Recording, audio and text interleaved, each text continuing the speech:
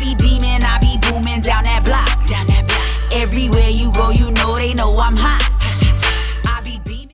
What's the deal? What's going on, my good people? Welcome back to the channel. Happy Tuesday. Hope you all are doing well. If this is your first time here, I want to welcome you. Pull up a seat. Hope you enjoyed the content. And before we get into this video, I want to ask that you like, comment, share, subscribe. Go ahead and tap that bell while you're at it so you're notified anytime I drop a brand new video, go live, or schedule a premiere.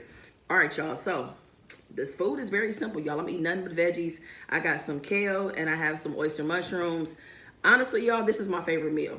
I know. Out of all the food to eat, this is something that I could actually eat every single day. For real. And I'm not joking with you guys. So I just got some sauteed kale. We got some sauteed oyster mushrooms. I like it when it, got that nice little char on it. So that's it. That's all, Finally back at the crib from vacation, y'all. And I'm getting back to eating healthy again because, baby, I've been doing a whole lot like these last 6 weeks. So it's time to get back to the healthy eating. And I love eating healthy. I do. I really enjoy it. And also, too, y'all, I got the CHAM dipping sauce. Y'all already know. This is one of my favorite things. So what I actually do is I pour it over the mushrooms and over the kale. You see, I'm almost out, so that's why I'm using it kind of sparingly. I got to place me another order. I need some more. So anyways, splash that all over and boom. I'm about to be a happy woman. All right, so got the kale. This is the oyster mushrooms. I love how meaty these are. These are my favorite mushrooms to eat.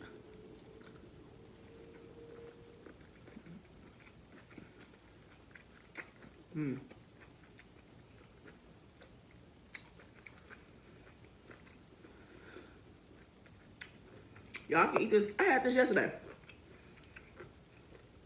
I had this last night for dinner.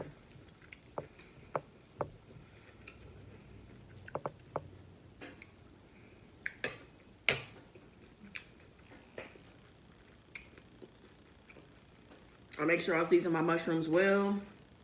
Put all kind of stuff on there. Give it a lot of flavor.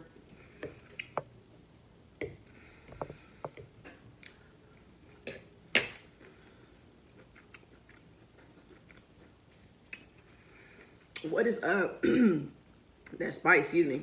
What is going on? What's up, y'all? How y'all doing? Like I said, finally back at the crib and getting back into the swing of things. So, y'all, I definitely gained weight while I was on vacation. So I had the vacation with Laura, had the vacation with my family. And y'all, I done gained about 15, 20 pounds. And I'm not beating myself up about it. I'm just getting back into the swing of things. But I've been back home since I came back home Friday. I started eating better on Saturday. Today is only Tuesday, y'all. I've already lost 8 pounds. Like, my body is so happy to be back to our program. You know what I'm saying? Like, the routine of what I do. I'm going to be doing a video this week. Probably on, it's coming soon, I'll say that. Of, what I eat in a day so I can show you some stuff. And I have some stuff that I want to share with y'all. But I'll save it for that video. But yeah, so my body is happy. I'm happy. I feel great. I felt great when I was with my family too. But like I said, I'm back into the healthy stuff. I'll post it here. If you missed the vlog, if you haven't seen it yet, of our time in Vegas, go ahead and click it and check it out.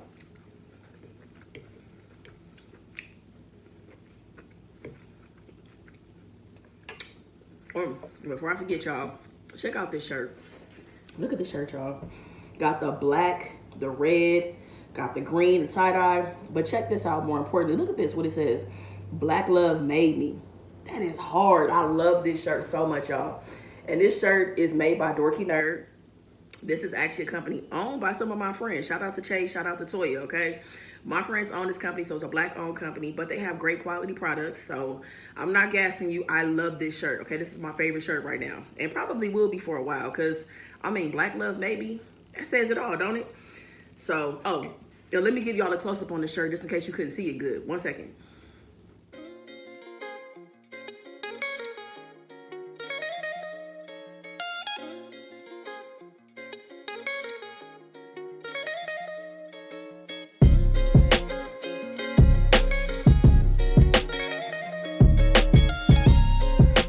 cool. So y'all got the close up on the shirt. If y'all want to check out Dorky Nerd and see some other pieces that they offer, again, affordable, great quality products, great customer service as well. Check out their website in the description box below. You can also follow them on Instagram, you know, and see what they working with. Like, I mean, showing some love, you know what I mean?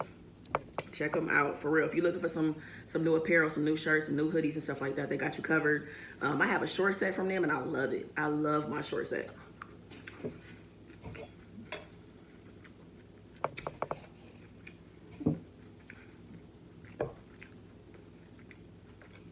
First things first, let me go ahead and give a shout out to Heaven.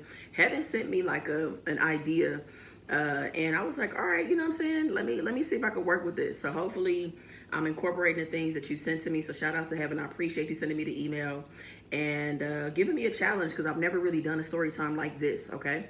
All right. So let's go ahead and get into it.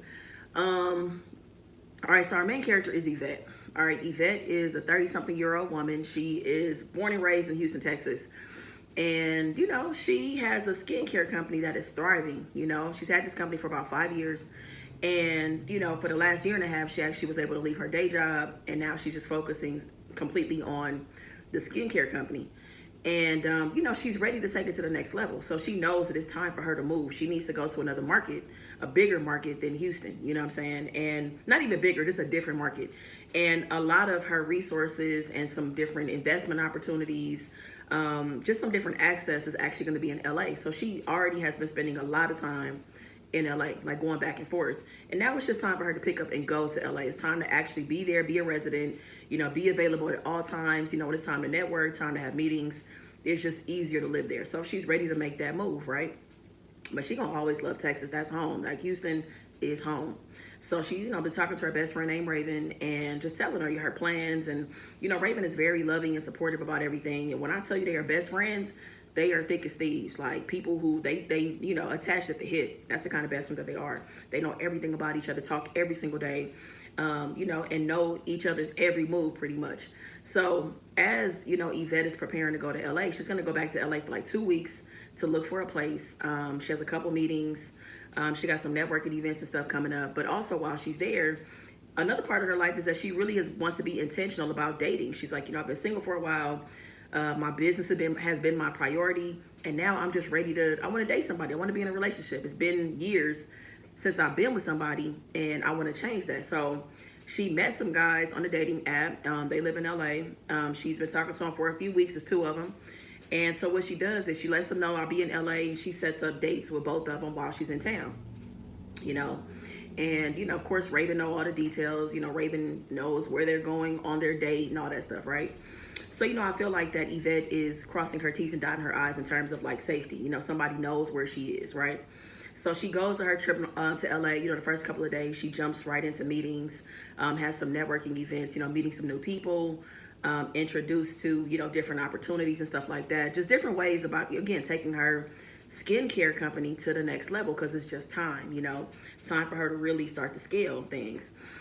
So she's really focused on the business. So, you know, like around the 3rd day that she's there, she ends up going on a date with this guy named Devin. Now, Devin really ain't her type at all, you know what I'm saying? But his profile just spoke to her, you know, the stuff that he was into, and, you know, he loves his family, you know, he loves to do outdoor activities, and just the way that the words were put together, it caught her attention. So he's a little shorter than she prefers, and, you know, just really just not her type, like I said. And so she gives him a chance, though. So they've been talking, having great conversation on the app. They go on their date. Now, he plans an amazing date, and where they end up going, they go to indoor rock climbing. So they have a great time. You know, she now has a new spot that she can go to when she moves to LA. You know, they got a chance to do some physical activity because she loves to work out. And afterwards, they, you know, they're still like in their workout attire, and they go to a park and they have a picnic. So he got a picnic basket. He got all her favorite fruit, her favorite sandwich. Like, he's attentive, you know, pays attention to detail. She's like, okay. Like, she's really glad that she allowed herself to be open to something different, right? So she's like, I will definitely go on a second date with Devin.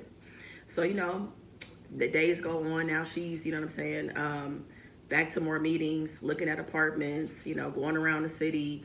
Because I'll tell you, it's a tough market looking for a place in LA, you know. And her goal is to live downtown LA. That's her first, you know, primary location she'd like to live. So looking at places and stuff like that. So her days are pretty stacked. So a couple days go by. Now she has the date with the second guy. Second guy is Lamar. And Lamar is her type. Tall, dark, and handsome, athletic. Like, he has a nose piercing. Like, he is, you know, just everything that she wants off the bat. So when she saw him on the app, she immediately was interested. And, you know, they started talking. This conversation was a little bit off. He was kind of corny or whatever. But she was like, you know, that's cool. Like, it's not a deal breaker or whatever. And she can get used to his corniness and has gotten used to it as they've talked over the last couple of weeks, right? So, you know, he tells her, meet me at a movie theater or whatever. She like, movies? Like, I don't want to go to the movies for our first date, but whatever. Because for her, she wants to talk. She wants to talk and, you know, look in your eyes while you're talking and get to know you, you know, and see what's up. So they go to the movies, and when they walk inside, she trying to hit the concession stand, and he's like, oh, so he pays for the tickets for them to go to the movies. And like I said, he invited her out. So this is his date. He paid for the tickets, but he was like, oh, I'm not paying for nothing at the concession stand. Nah, I'm good. Like, that's a ripoff. I'm good, you know, whatever. And her thing is like, okay, I get that the movies is expensive, but this is a date. And if you weren't going to pay for concessions food, you should have at least planned to bring other food or snacks into the movie theater or something, you know. So he was like, nah, I'm good on that. We can eat afterwards. And so she got an attitude because she's like, what? So they go get their seats, and she's sitting there like, nah, I want popcorn. Like, I always have popcorn when I come to the movies. And she's really irritated just how he really is just like, yo, like, I'm not paying for it. So I don't know what to tell you. And was adamant about it. So she goes to the concession stand, and she's standing in line. The line is like super long now, but when they first got there, it wasn't a long. So now she might miss the beginning of the movie, whatever. So now she's even more frustrated. And she was like, you know what? I'm not doing this shit. So she just leaves. She leaves. She blocks his number and everything, blocks him on the dating app. She was like, I ain't got time for this. Like, this is a huge red flag for me, and I'm done. Like, so she walks out of the date, right? Calls Raven, tells her everything that's going on, and she like, girl, like, let me tell you about this date. I cannot, whatever, you know, give her the whole spiel about how the night went. So she goes back to her hotel, you know, and gets up the next day. It's business as usual, more meetings, more apartments, that whole thing. So I'm gonna say at this point, she probably has about like another week left in LA or so, you know, about 5 to 7 days left in LA. So, you know, she's doing her thing, you know, on her computer. She's like at a coffee shop or something like that, and she gets a notification on an app, the dating app, and someone has shown interest. So she's taking a look real quick, because she don't spend her whole day on there, you know, but she does check in from time to time or whatever. She allows herself some time to check in, so she can be caught up on, you know, maybe she can arrange another date while she's in LA potentially, right? So she gets notification, and she goes to this guy's profile, and she's blown away. She's like, Jonathan Michaels. Now, this dude is one of the biggest, I'm talking blockbuster directors in Hollywood. And she's like, yeah, right. This dude ain't on no dating app, right? And so she's like, okay, like, this probably somebody using his profile catfishing or whatever. So Jonathan sends her a message like, hey, how's it going, beautiful? You know, I've seen your profile, and I've been debating on sending you a message or not. You know, I'm a little bit outside of your age range. You know what I'm saying? Like, her age range is 30 to 40, and he's like 42, 43. But he's just like, you know, I've seen you. Your profile has popped up, and I just decided to go for it. You know, I see that you're relocating to LA. And yes, this really is me. I promise, you know, I've gone through a divorce. I'm ready to get back out there, and I really want somebody outside of my industry. I don't want anybody in Hollywood. You know, my ex-wife was a special effects makeup artist in the industry, and I just want something different. Here's my number. You know, I want to prove to you that it is me. Call me. You know, don't call me, FaceTime me. FaceTime me right now if you want to. You know, I want to just relieve your mind that it really is me, Jonathan Michaels. So she like, what? She can't even believe it. And like, part of her wants to call Raven, but she like, I need to FaceTime him, you know, FaceTime him ASAP. So she immediately, you know, taps the number. It pops up. She, you know, requests a FaceTime, and he picks up. He picks up the phone, and she is blown away. She cannot believe that she is on the phone with this big time director. And, you know, he looks even better over the phone. Like, the pictures don't do him any justice. He's really nice. He's charming. He's funny. They have a quick conversation. And, you know, he's like, hey, like, are you in LA? And she's like, yeah, I am in LA.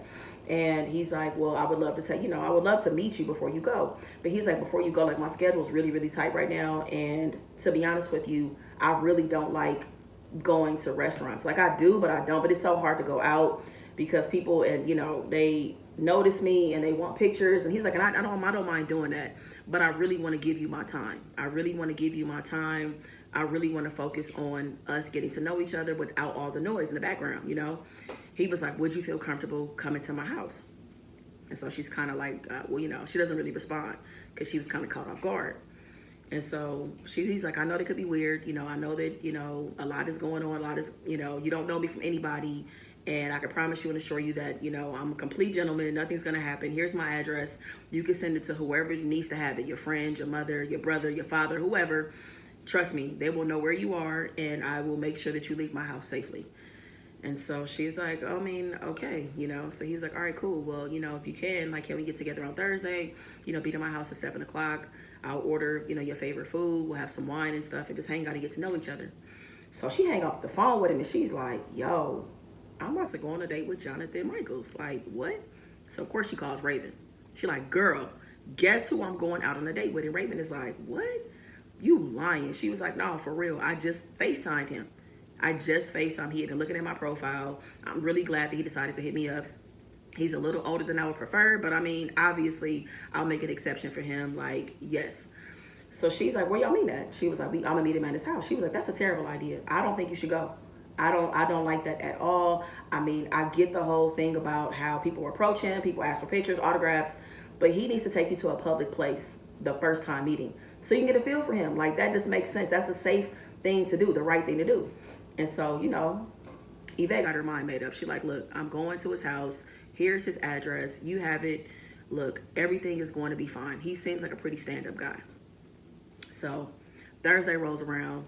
You know, Yvette, look, she knows how to dress. This woman can get down, but she done went to her favorite boutique in LA, got her a new little outfit, you know, looking nice, got her hair done. Like, she looks amazing, okay? She looks great, well put together. It really took her time. And she just like, you know, looking at herself in the mirror, pumping herself up, getting excited about going to see him, you know? Like, she hopes that she doesn't get nervous and get butterflies and be starstruck, you know? So she goes to his house. She pulls up to his house. She drives over and parks her car. She finds a park like right in front of his house. Boom. And like, parking is not that great where he lives, but it's just like this huge, massive house. I mean, it's huge. Okay, so it has like all these different like statues and stuff in the front. You know, like, it's this big Spanish style house, 2 stories, has a really long, deep driveway. Like, it is beautiful. Like, has like this water fixture in the front. Like, it is a massive, it's a mansion. It's a beautiful house. So she hops out the car, you know, getting herself together, gets to the door, rings the doorbell. He answers, and, you know, he just looks amazing. He's tall. He just got his hair cut. Like, he smells great. His outfit is nice. His skin is like smooth. Like, she just can't believe that she is at his house, and he looks great. He gives her a, you know, he kind of opens his arm, you know, make sure she's comfortable with a hug, and she is. So she, you know, she goes into his arms. They hug. They have this exchange, and he invites her in the house and tells her to take a seat. And she's up there about 15, 20 minutes, and there's a ring at the door. The doorbell rings, and, you know, he got some food delivered, some Indian food. She loves Indian food. He got everything that she enjoys, you know, all of it, everything that she likes and said that she enjoys. He got it. You know, he has like these nice bottles of wine, like 4 or 5 bottles of wine. And he's like, look, I'm not saying we got to drink all this wine, but I want us to have more than enough, and I want you to make yourself at home or whatever. So they start having wine, and they're talking, and, you know, he's not like talking about himself. Like, he's like, I don't want to talk about me. You probably know some things about me, and I'll definitely answer any questions that you have. You know, I don't have any kids. You know, I told you I was divorced. You know, I'm not from California. You know, I'm from Wyoming, and I know that that's random, but that's where I'm from. You know, my parents are still married. I have 6 siblings. I'm the middle child. Like, he's giving his quick spiel about his life, but he's like, tell me about you. I want to know about you. And, you know, she's like, tells her about her life. You know, she has an older brother, younger sister. You know, her parents are divorced, but she has a great relationship with her dad. And all her family still lives in Houston. Great relationship with her mom. Her best friend is Raven. And she finally gets into her skin company. And he is so involved and engaged and interested in her company. You know what I'm saying? Like, asking her questions. What made her, how did she pick the name? Asking her about social media, you know, just like, he's asking all the right questions and so invested in her business, because this is so different than what he's used to. He's used to dating women in the industry in terms of like filmmaking, you know, Hollywood or whatever. So they're just having this great conversation. As they're doing all of this, y'all, Yvette is throwing it back. throwing it back, throwing it back. They on like their third bottle of wine at this point, and she feeling good. So she starts to get really close to Jonathan, and Jonathan, you know, is really just letting her lead the way. You know what I'm saying? He's being a total gentleman, just like he said he would be, right? So she leans in for a kiss, and he kisses her back or whatever, and it's like fireworks, okay? The kiss is explosive or whatever, right? So, you know, she leans in more. She wants more or whatever, right? So she's like unbuttoning his shirt and stuff like that or whatever, and he's just like, whoa, whoa, whoa, you know? And so she's like, you know, well, I've seen part of your house, but I haven't seen your bedroom yet. And he's like, do you want to see my bedroom? And she's like, I do. I want to see your bedroom. I want to see every inch of it. And so he's like, are you sure you want to see every inch of it? And she's like, yeah, actually I do, right? So they speaking in code at this point, right? So they get to they go upstairs, get to the bedroom, and they just get it popping immediately, okay? They take their clothes off. They all in the sheets, rolling around in the bed, like everything. I can't get into details, but y'all know what I'm talking about, right? So they have a couple of rounds, okay? Go to sleep, wake up, like it is great, okay? They have a great connection. And, you know, more than anything is that like Jonathan wanted her lead the way. He wasn't expecting this, but it's what she wanted. And he was totally fine with, you know, being on board with that, right? So he wakes up.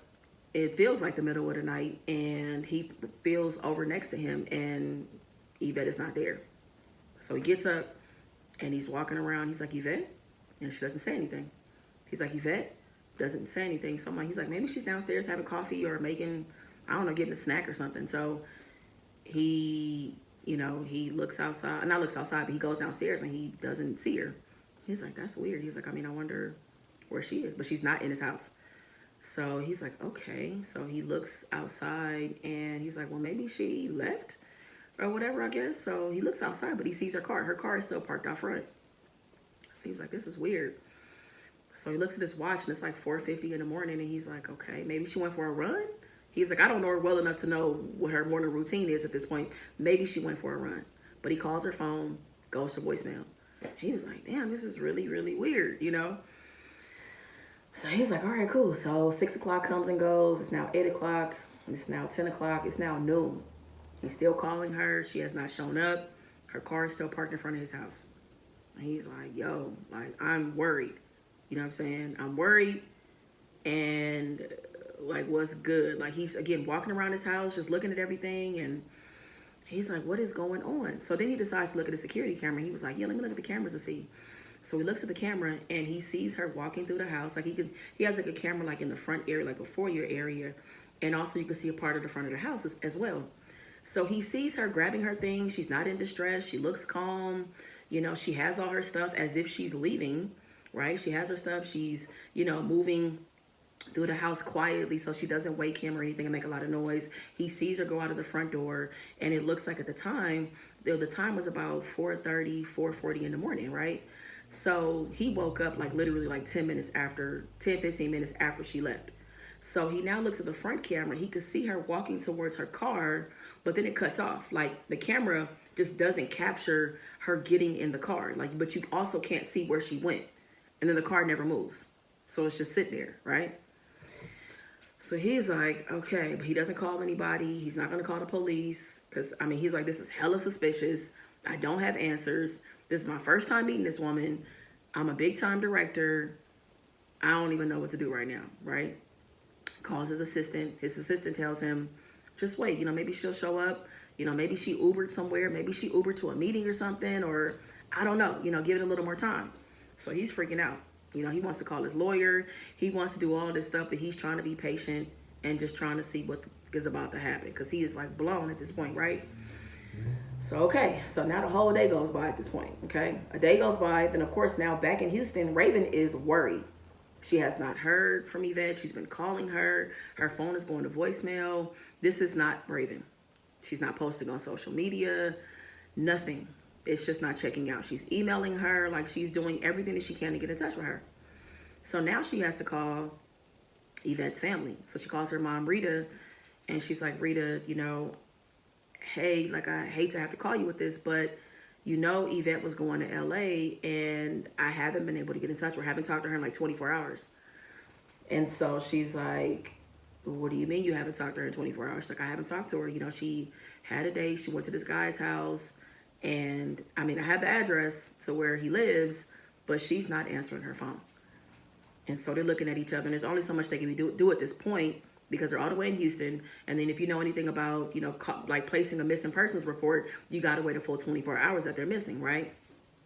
So they wait a couple more hours and they contact LAPD and they let them know, like, hey, you know, Yvette, you know, give all the information about Yvette. And, you know, luckily Raven had all the details in terms of the dates that she went on, gave them details about where she planned on going for her meetings, where she was staying, just everything. They're giving all this information, gave the address to where Jonathan lived, everything. Gave her the guy's name she went on a date with, Devin, Lamar, they went to the movies, everything. Raven is giving a whole rundown. She's giving them a lot to work with. So they start going to work, you know what I'm saying? Like, they start taking a look. And they started at her hotel. They go to her hotel, and, you know, the management team let them into the hotel, but she's not there. And they were like, there hasn't been any activity on this door and entry. Like, there hasn't been any activity at all in the last, like, more than 24 hours at this point. So we haven't seen her. You know, we looked at the camera. She left out of here maybe about 6:15, 6:30 the night before, and we haven't seen her since. She hasn't been back. Nobody's seen her in the lobby. There's been no activity in terms of accessing this room either. So they're like, okay. So, of course, now they make their way over to Jonathan's house. And Jonathan is, like, totally cooperative, was expecting the police to show up at some point. But he was like, look, hear me out. I didn't contact you guys first because this is suspicious. I look suspicious. You know what I'm saying? Like, what am I supposed to say? This woman that I met for the first time, she left my house and I have no idea where she went. She disappeared. Like, that's not going to look good, right? So he shows them the security footage. Like, this is all I have. You know, unfortunately, you can't see her climb into the car. You don't know what happened. Did she go left? Did she go right? What happened? Did somebody approach her? Like, it's a complete mystery at this point. Nobody knows anything.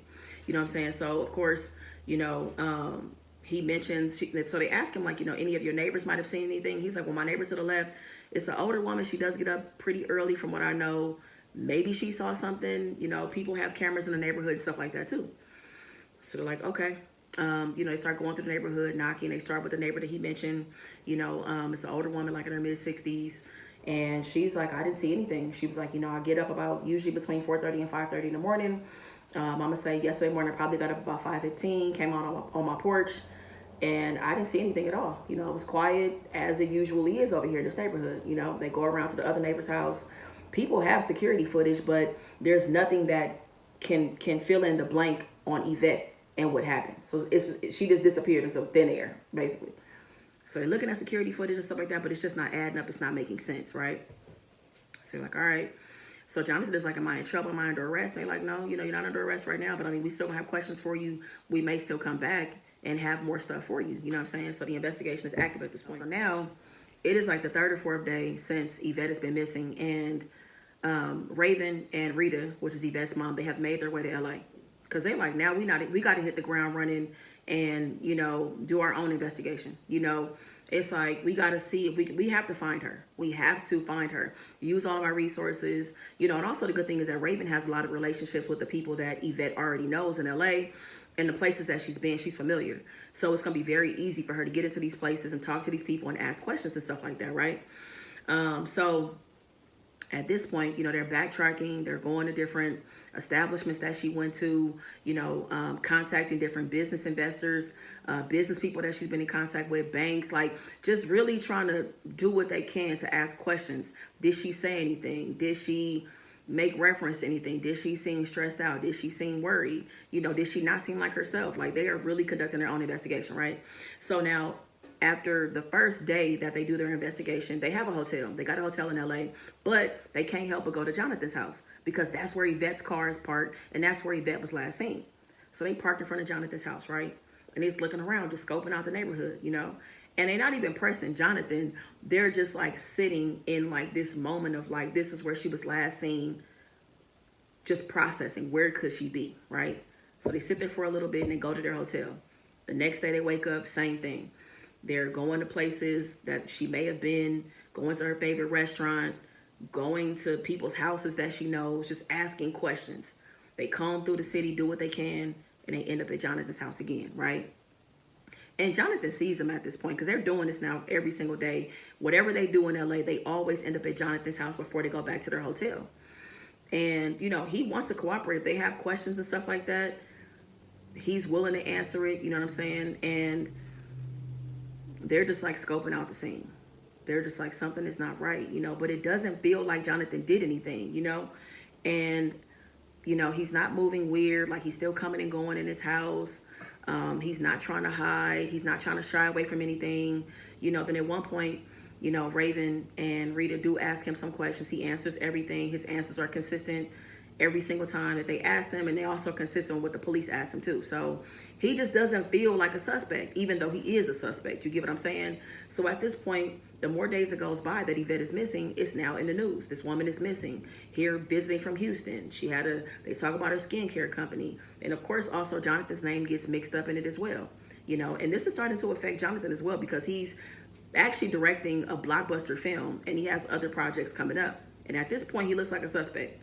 You know, they haven't completely ruled him out at this point. You know, his name is mixed in everything because he is the last person that saw Yvette, right?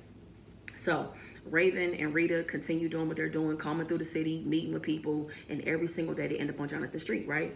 Now, they kind of shift their attention to his neighbor, right? So he has this older woman, about 65 years old or so, in her late 60s, that lives next door. And I don't know, like, Raven just feels drawn to her for whatever reason, feels drawn to her energy. She's like, I don't know what it is about her. So she sees her bring the trash out. And at this point, this is the second time they've seen her bring her trash out. And so Raven is just like, nobody else comes in and out of this house. I feel like she lives alone. How can one person produce so much trash? She's just like, that's just weird to me. And so Raven is just like, look, I'm desperate. I just want to see, because I'm really curious about this woman and how she comes out at night a lot. And I don't know, something don't feel right about it, right? So she has on a pair of gloves, and Rita's like, where are you going? She was like, I just want to look in her trash real quick. I'm curious. You know, when she brings her trash out, she brings it out 2 days earlier than when trash is actually picked up. I don't know, it's just weird to me. So she was like, let me go look in her, let me just look around and see. So she goes in there, when she's poking around, she's looking. You know, she sees a bunch of newspapers. You know, she sees like pet food, so she has pets. You know, she sees all these different plastic wrappers and stuff like that. Then she sees these little pieces of candy. There's like this hot apple candy that you can, it's very specific. You can only like even order it on Amazon, I think. Like, you can't just go to the store and buy it, but it's hot apple candy. And there's also like these pads or whatever that have blood on, mind you. But she's like, you know, I haven't seen anybody else. So there's pads, there's hot apple candy, and this candy, this is Yvette's favorite candy. This is the only candy that she eats. She, you know what I'm saying, that she eats it, you know, when she's under high stress situations, or just when she's craving it when she's on her cycle. And she was like, and if I'm thinking back, like, you know, I know my best friend well enough that right now she would be on her cycle. She goes back to the car and she's like, look, her trash has pieces of the hot apple candy that you know how much Yvette loves that candy, and she eats it when she's on her period. And I also saw some pads and stuff inside of the trash. And so Rita's like, I think it's a reach. I get that this candy can only be bought on Amazon, but, you know, Yvette wasn't the only person in the world eating it. And who knows, maybe she has a granddaughter or somebody inside of the house, or another woman is living there, or whoever, like somebody else is in the house. We don't know that for sure. You jump into conclusions. And she's like, I don't know. This just doesn't sit right with me.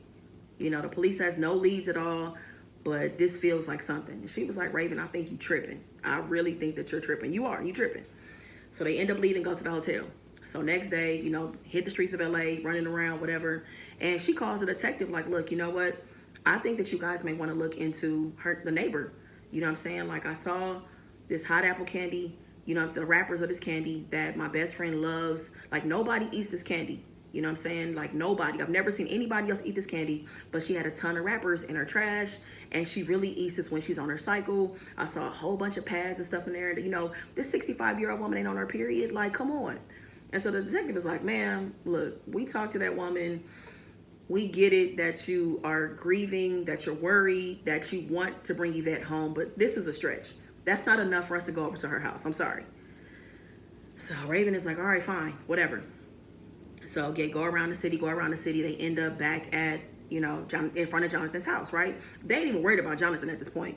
Well, Raven is just focused on the neighbor, right? So now it's late. It's about 11:30 at night, right? This older woman comes out the house and she sees this scarf wrapped around her neck. Now, it's not even really cold in LA like that. at this particular time, but she has it on like it's for fashion purposes, right? So she has this scarf on, and immediately Raven is like, that is Yvette's scarf. She got that scarf from Target. I remember, she got it last fall. That lime green scarf is Yvette's scarf. And Rita's like, yeah, I do remember having a scarf like that. She was about to follow this bitch, right? All right, so they see this woman get in the car, and she goes to the end of the block. They wait for her to turn off the block, and they start to follow behind her. You know, Raven is driving. And they go about 3 or 4 miles, and they pull up to this restaurant, and they watch her go inside. It's like this Greek spot. They watch her go inside. She's in there. It's like a fast casual kind of place. You could tell she's getting the food to go, right? So they see her in there. It's about 15 minutes. Get her food, make. She hops in the car and she leaves. So Raven goes inside of the restaurant and asks the lady. She's like, hey, this is my first time here. You know, what are your specialties? The lady tells her what their specialties are. She's like, but you know what though? What did that lady just order that was in here? Like, you know, what did she order? Like, I saw her food being, you know, you guys were showing her food as I was walking in, and it looked really good. What did she order? And she was like, she names off her order, tells her how she got it made, like a specialty order or whatever. And Raven is just like, thank you, I'll be back. And her eyes are just bulging out of her face because she was like, Yvette is with this woman. She's like, she has to be. That woman ordered exactly what Yvette orders. She made all of the adjustments, got all the special sauces, got it made just the way that she eats her food. And this is her favorite spot. This is the first place that Yvette comes to when she comes to LA, and she also eats here before she leaves LA every single time. She gets in the car and she's like, Rita, this woman has Yvette. Yvette is with her. I know she has to be. So they go back to the house. The woman is already there, of course. Her car is already parked. They park the car and they're just looking. Now it's late. It's getting late. It's about midnight now, or a little past midnight, and the street is quiet. You know, nothing is going on. No activity is going on. It's a very secluded like area. So they get out the car and they go on the side of the house, and they're trying to just like, they got to see something at this point. So they're walking around the side of the house, and every window they go to has like blackout curtains in it. They can't see nothing, but they can hear movement though. They're like, we know she's in there. So they walk around. Every window they get to, blackout curtain. They feel defeated, right? Now they go to the back of the house, and finally there's a little area they can see in. You can see pretty good if you squint. You can see pretty good inside of this little part of the window. So they're looking, and it looks like it's the kitchen, but they can't really see a whole lot of it. But she can see like part of the refrigerator. She can see a chair. So she's like, okay, well, this must be the kitchen. And I hear voices, but I can't see anybody. I don't see anything. So she sees, you know, she starts to see somebody walking in. It looks like it's the older woman, right? So she immediately pulls out her camera and is trying to record what she can, right? Because at this point, we need some evidence. You know what I'm saying? We need something. So she starts recording what she can of it, you know, using her phone to kind of like guide whatever, what she could see. And there's like another little area that she could see in as well. So she sees the older woman, and then she also sees another body as well. She sees legs. She's like, okay, she's like, Rita, somebody else. Look, look, this might be Yvette. This might be Yvette. And eventually Yvette sits down in the chair. They see that it's her. You know, she looks exhausted. Her eyes are red, and they can't believe it. Her body's a little bit bruised. But you can see the bag of food that the woman just purchased from the Greek place. So, you know, she's telling her, like, I got your favorite food. Here you go. Like, go ahead and make sure you make a happy plate. Like, just talking down to her or whatever. And she's like, I can't believe this. Yvette, I knew Yvette was in here. Like, Raven is tripping out. And she's like, yo, like, we need to go up in here. And Rita's like, wait, we need a plan. Like, we don't know what else is in there. We don't know who she is. We don't know what she got. And she's like, yo, we got to go. We have to get Yvette. Like, and Rita's just like, look, obviously I want my daughter back. But at this point, the woman don't seem like, if she's kept her alive this long, I don't feel like that she's going to, you know, do any harm to her. Let's go to the police with this video. And so Raven is like, nah, I ain't trying to do all that. I want to run up in there now or whatever. And she's like, no, like, we have to go about this the right way. You know what I'm saying? We got to go about it the right way. I'm sorry, we have to. And so just as they're kind of going back and forth, like talking back and forth, like they're talking very low, you know what I'm saying, to each other or whatever. And then as they do all of this, all of a sudden this woman, I told you it's a 65-year-old woman. She looks like she's in this particular age range or whatever. All of a sudden, she grabs this part of her face and she takes off a mask, y'all. So it's like a prosthetic mask that she had on. And she reveals it's a different person, the person who's underneath this mask. And it's now like a 40-year-old woman, late 30s, early 40s. She has dark hair. You know, she's like an attractive woman. Her eyes are bulging. She has, you know, she has the scar on her face or whatever, and they're like blown away. Now, like what the fuck is going on? So she's pretending to be somebody else. So they're like, we definitely got to go to the police because we don't know what this is. We don't know who else is up in there. We don't know what she's capable of. If she's parading around, portraying herself to be somebody that she's not, we can't go up in that house. So they get in the car, and Raven, you know, calls a detective. Like, I have a video. We know where Yvette is. She is at the neighbor's house. He was like, are you sure? Yes, we're sure. And the woman is not who she says she is. She is not a 65-year-old woman. It is a woman in her 30s or 40s living in this house. And then he's like, what? Send me the video. He gets the video. He's blown away. He's like, oh, shit. He's like, all right, look, I have to get a search warrant. I got to get a search warrant. We can't just go to this woman's house like this. So they get the search warrant. They at her house bright and early the next morning, right? And I will tell you this, too, is that obviously Raven and Rita, they parked and ready, too. They ready for what's about to happen. So they get to the house. They banging on the door, banging on the windows like, ma'am, hello, hello, hello. Ma'am, we need you to come to the door and let us in. So they waiting. They're like, we will be forced to enter. We do have a search warrant. So she finally opens the door, and they're like, she's like, what's going on? Like, what's happening? What is going on? And they're like, ma'am, we have a search warrant to come into your house. She's like, for what? Please tell me what's going on. They're like, ma'am, we need you to get out of the way, open the door, and if you don't, we will be forced to enter into your house. So she lets them inside, and when they walk in, I mean, upon, you know, entry, everything looks fine. I mean, she has mirrors hanging, art. There's like a cup of coffee on the coffee table. She has a piano. Like, it looks like just a regular house. But as they continue to move through the house, there's like a hallway. There's this big old collage of like clippings and articles and pictures of Jonathan. Okay, so Jonathan is all over this collage. This whole wall is just covered with Jonathan. You know, his face is crossed out in some of the pictures. There's stuff about his divorce, stuff about his upcoming movie, like all these things that he's been a part of, right? And so it's just, they're like, okay, that's weird, all right?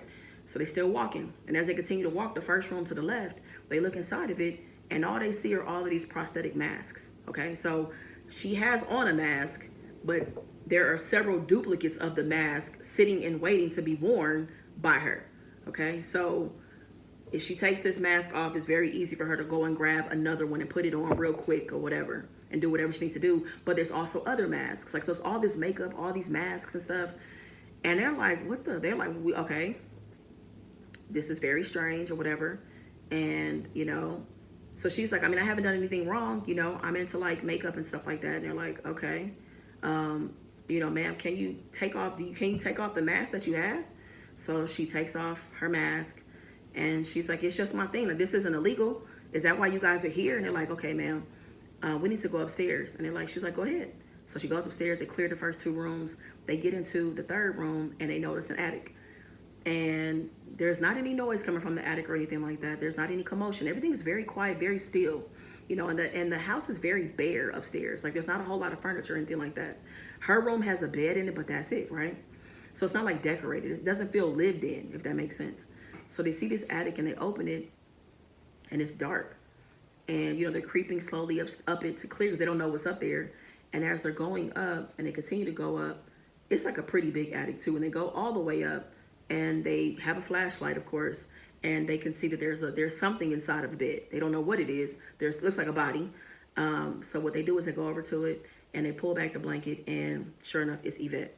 Now, Yvette is passed out. We don't know if she's been given some type of drug or what, but she is handcuffed to the bed. Her eyes are red. She looks exhausted. She looks worn out.